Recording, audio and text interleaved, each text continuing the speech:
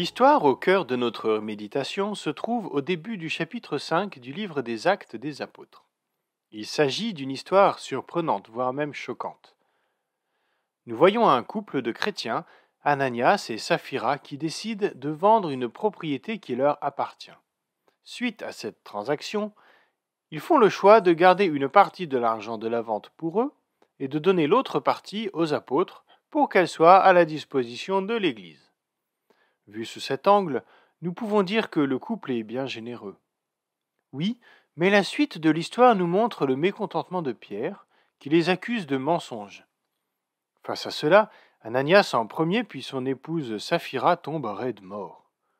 Bien que bon nombre de commentateurs voient dans ce texte une punition divine, il est bon de rappeler que la Bible ne précise pas cela.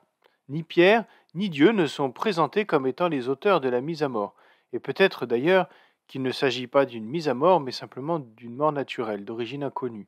Le texte ne va ni dans un sens ni dans l'autre. Impossible donc de conclure. En revanche, les reproches de Pierre, eux, sont bien présents dans le texte.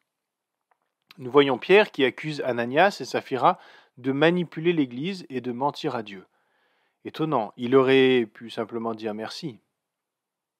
Pour comprendre cette histoire, il est essentiel de lire la fin du chapitre 4. Nous voyons que le mode de fonctionnement de cette communauté était le partage des biens. Au verset 32, nous pouvons lire « La foule des croyants était très unie par le cœur et par l'esprit.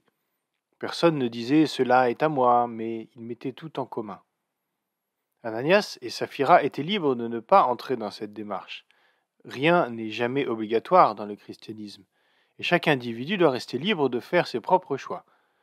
C'est d'ailleurs ce qui différencie le christianisme d'une secte.